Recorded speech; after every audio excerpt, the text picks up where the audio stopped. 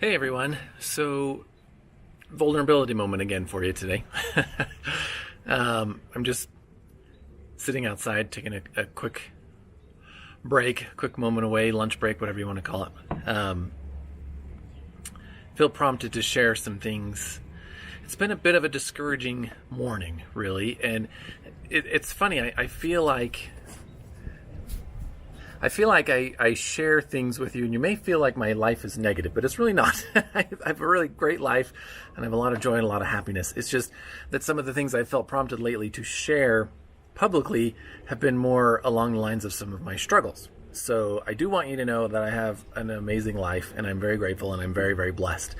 But part of my growth is to be more vulnerable, and part of what I feel I'm being called to do and prompted to do by the Holy Spirit is to share some of my difficulties, my struggles that I'm going through. Because I think it's good. We all need to know that we all have struggles, that we all have difficult times, that we're not alone.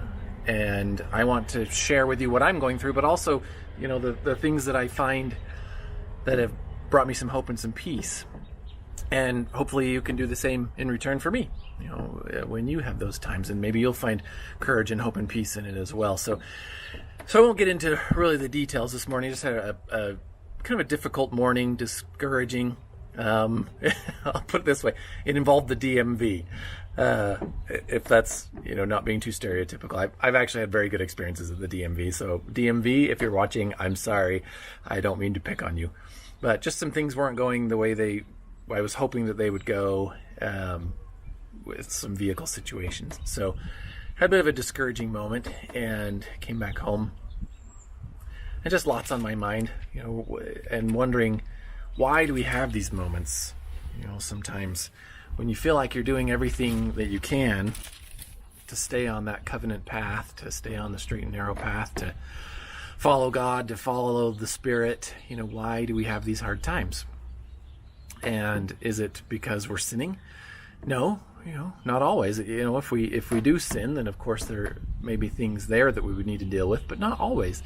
And if we're not sinning, if we can look at our life and say, man, I'm doing everything I think I can do, and I'm trying my hardest to follow God and to be the best servant I can be, then those times usually mean because He has something He needs for us to do, something we need to learn from or grow, or even for others to learn and grow. And that's been an interesting lesson I've been pondering the last couple of days, especially. So on Sunday was studying some things in John, and many of you may have been studying the same things depending on which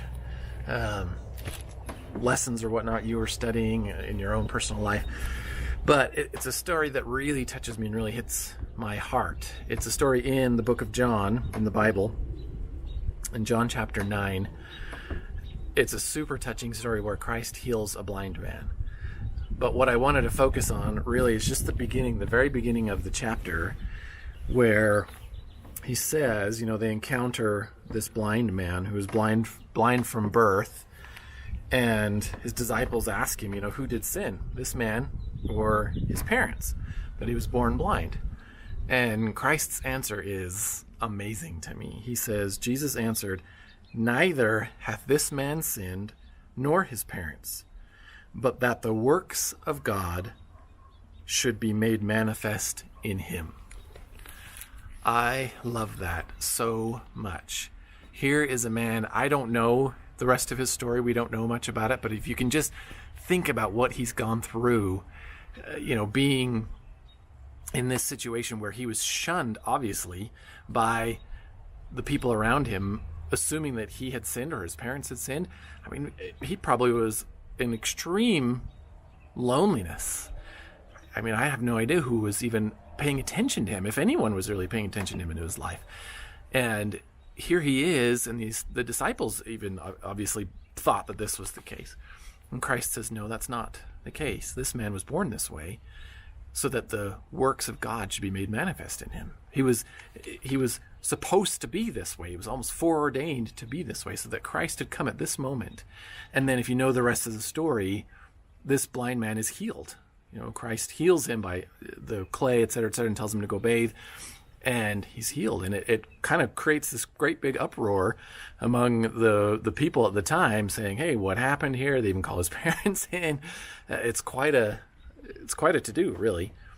But the point of it is, it all happened so that Christ's works could be made manifest in him. And I just can't help but wonder how many times in our lives, we are called for the same reason. The afflictions that we're given, the trials that we're given, are for the reason for that the works of God can be made manifest in us. And that brings me so much hope and so much peace and understanding. Are the trials hard? Yes, they're still hard. But when we go through trials and the miracles that come through them and the miracles that other people see, and when other people are allowed to be involved in our lives, we see the works of God being made manifest in us. So today, I feel like I'm supposed to share that I'm having a rough day. Okay, I'm having an okay day now. I was having a rough morning. Let me rephrase that. But I felt like that was for this, that I was supposed to be able to share that, because it reminded me of this story that had brought me hope. And then here it is being applied today. So I wanted to share that with you guys. Those days that you have, those hard days, and you just don't understand why, take a look at your life and really, really think, really look at yourself. Are you on that covenant path? Are you doing the things that you know you're supposed to do? And if so, then maybe those hard times are because God needs to manifest his works through you. And if that's service, or even building charity, or other people having the chance to serve us or us to serve them, whatever it may be, maybe try to change your perspective towards that and look at this trial, this tribulation, whatever it is that you're going through, as an opportunity for God to work his magic, his works through you. And that's pretty cool. That shows so much love from him for us, that he knows exactly what he's doing.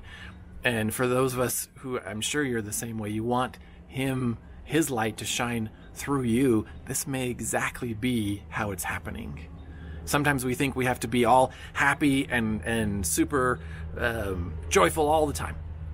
Yes, but joy comes from knowing that there is a God and that he loves us. So even our dark times, really, our hard times, can be for his purposes, so that his works can be made manifest in us. Just like this blind man who probably lived an incredibly lonely life until this moment when Christ showed up and healed him. I imagine no one talking to him, and an entire society shunning him for who he was and how he was born. What a crazy life to have to live. And the testimony that he ends up bearing because of this is so simple and so pure that you cannot help but see the works of God being made manifest in him. So if you need some hope today, if you're going through a hard time, maybe study that story. Jump into John chapter 9, read the whole story, see how it ends. It's a beautiful, beautiful thing.